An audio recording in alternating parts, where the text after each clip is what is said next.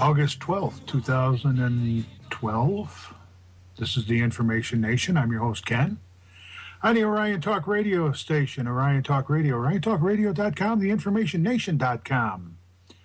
Want to thank everybody for joining us tonight. We're going to do something a little bit different tonight. We've got a lot of clips to play for you. We're going to talk tonight about Gary Webb. You know, there have been a lot of deaths in this country, famous people, you know, JFK and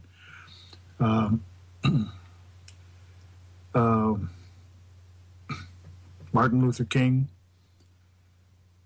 RFK, but nobody talks about the little people. They get a little 5-minute blurb and that's it, and they're gone. And Gary Webb, for one, was not a little person.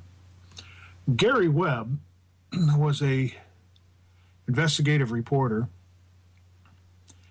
for San Jose Mercury News. And he was a Pulitzer Prize winner. And he was best known for his book called Dark Alliance. It's a series of articles that he wrote for San Jose Mercury News, and later published a book. And it was all about the CIA and smuggling cocaine and the Contras, all that good stuff people should remember. Back when the Reagan administration was in, you know, a lot of people put Reagan on a pedestal. Don't put him on a pedestal, knock his butt down too. Because like everybody else, Reagan was just another guy, just another man. But this may have cost Gary Webb his life. I'm not saying he was murdered. I'm not saying he didn't commit suicide. The official story is that Gary Webb committed suicide, that he sat in his apartment and wrote a letter to his wife and his kids. And then he was getting ready to move, so he posted a note on the door for the movers and said, don't come in, just call the paramedics. And then he shot himself in the head with a .38, twice. According to the coroner said, well, it's rare, but sometimes people do that. I have a hard time believing that. There's been so many questions about people who have supposedly committed suicide. Vince Foster was one during the Clinton administration. You know, they found him out in the park, but amazingly there was no blood splatter, but they called it a suicide. The problem being is I think he stepped on some toes. When he wrote the book, Dark Alliance, and he did the articles and everything else, he was just totally ripped apart by the mainstream media.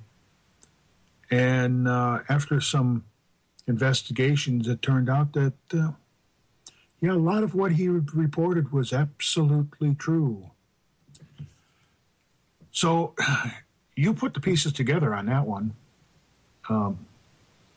Like I said, here's a guy that spent his life reporting. He's 49 years old when he supposedly committed suicide.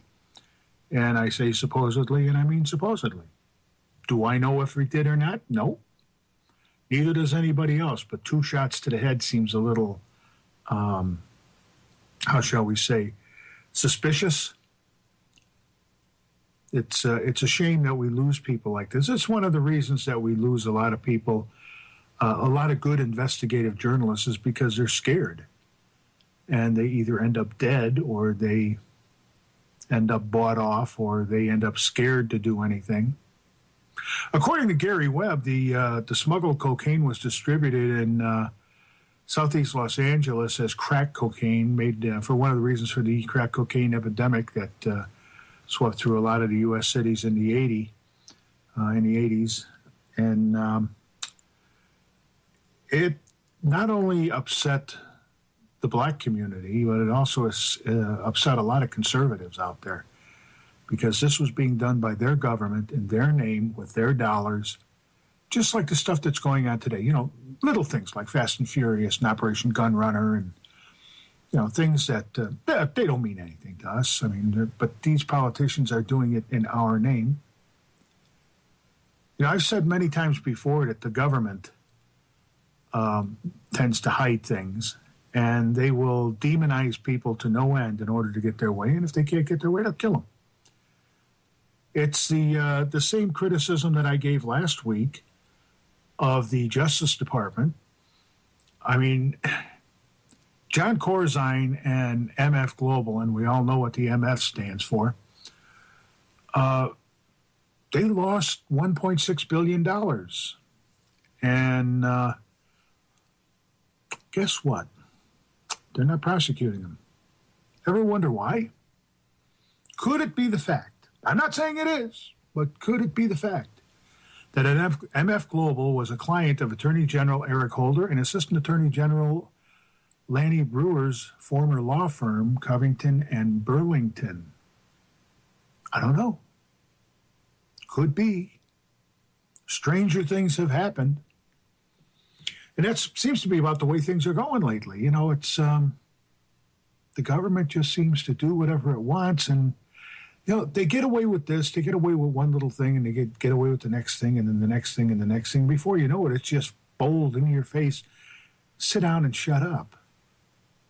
And that's a shame for what this country became before it became as corrupt as it is. And it is corrupt.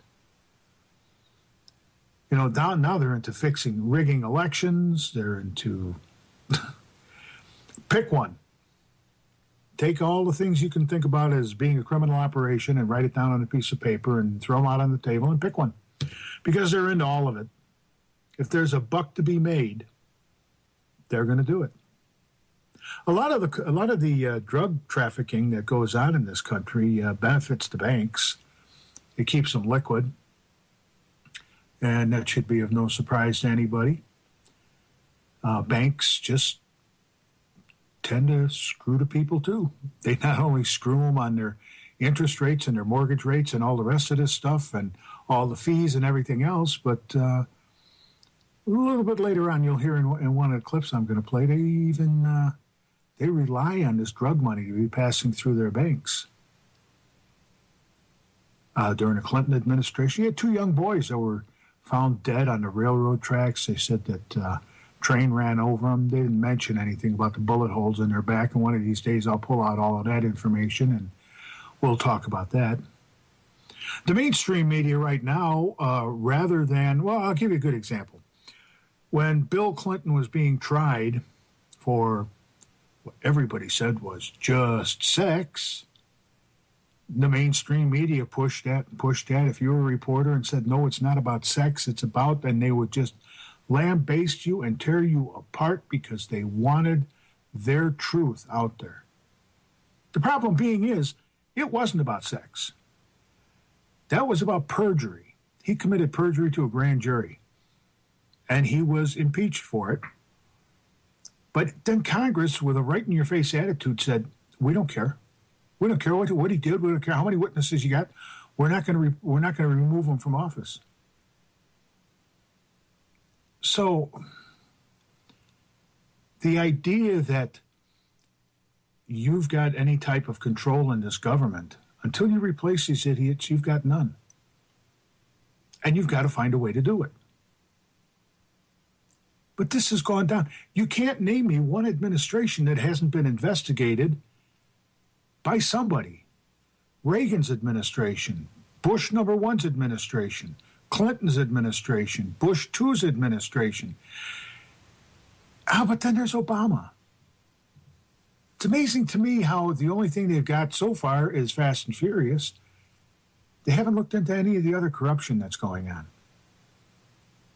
They have not looked into the other corruption that's going on in this administration. I wonder why. You know, and the mainstream media isn't going to let it happen anyhow.